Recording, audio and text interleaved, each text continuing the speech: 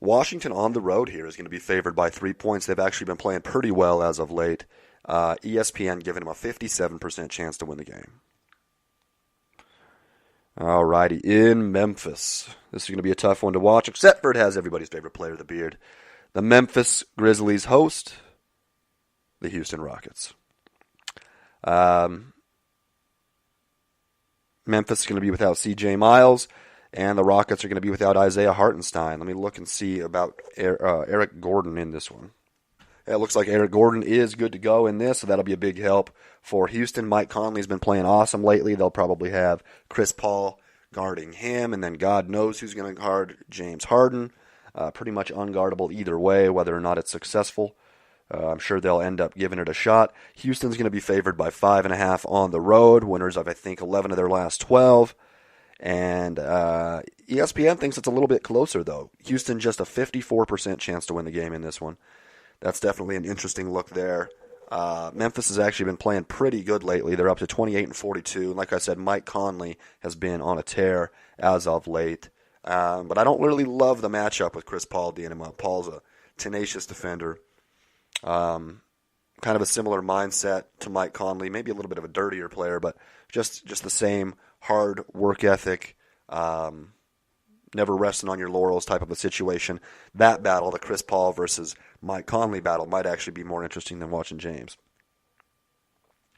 Alrighty, in San Antonio, Spurs, winners of, I believe, 9 straight games, are going to host the Miami Heat, who are holding a slim lead for 8th spot in the Eastern Conference.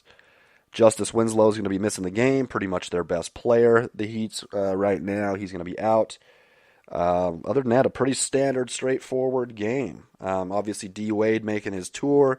He's going to be matched up against DeRozan. Coming off the bench, he is. Obviously, DeRozan's going to be a starter. Be an interesting game to watch, though, overall.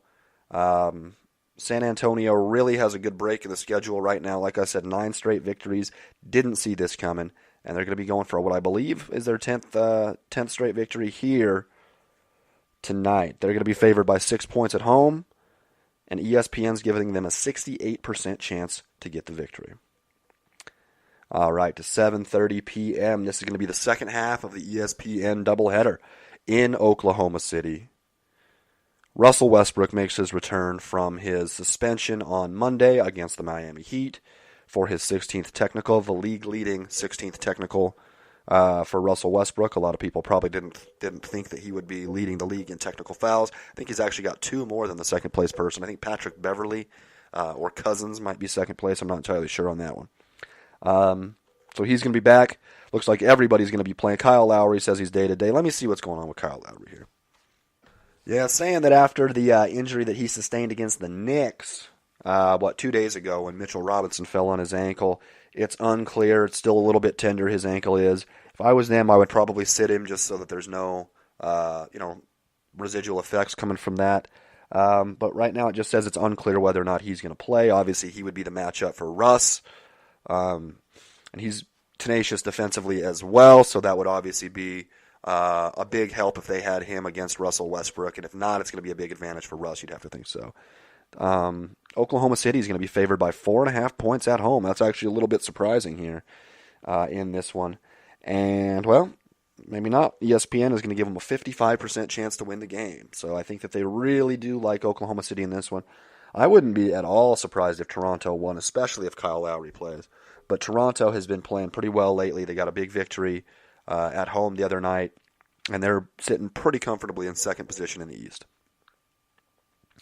All right, and the last game of the night at 8 o'clock in Portland, we have the Portland Trail Blazers hosting Luka Doncic and the Dallas Mavericks. C.J. McCollum obviously still out for the Blazers. His knee injury is going to be reevaluated, I think, on Sunday or maybe Monday. We'll kind of see where that's going. Other than that, the game's pretty straightforward. Dame Lillard, fringe MVP candidate, 26 points a game, 45% shooting. How about a 91% free throw shooting for Damian Lillard, playing awesome. And Luka Doncic has improved his points per game to over 21, looking like a pretty clear shot to win the Rookie of the Year in this one. At home, second best home team in the league, as I was talking about, I think 2 days ago, I think 2 days ago or so. Portland's going to be favored by 10 points in this one, and ESPN's giving them a 75% chance to win the game. Alrighty, that takes us to the end of the Wednesday night action. Like I said, that Celtics 76ers game is going to be awesome, and that Raptors Thunder game is going to be pretty sweet. I'd love to see Russ, and then we're going to have a Kawhi versus Paul George matchup that should be pretty fun. That's pretty much it. I gave you the majority of the news here. Nets, with their 27-point advantage in the fourth quarter, come back against the Sacramento Kings on the road to get the victory last night. James Harden sets the single-season mark for three-point attempts. Let me click on this and see exactly how many that is. So I think he went 4 for 11. He had 893 point attempts, which is 4 more than Steph Curry's 2015-2016 MVP season. Not the record for makes, however. He doesn't shoot. He shoots probably like 8 or 10% lower than Steph Curry does, but still a impressive season, obviously, for James Harden, averaging 35.8 points per game or whatever it is.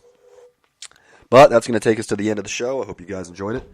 Like I said, you can go ahead and reach on Twitter, Intelligent THO and the number 1, Intelligent Tho 1. On Instagram, Intelligent B Thoughts. That's the word B in the middle of Intelligent Thoughts. Or on Facebook at Intelligent Thoughts. I've got a page there. Love to hear from anybody, any comments, questions, concerns.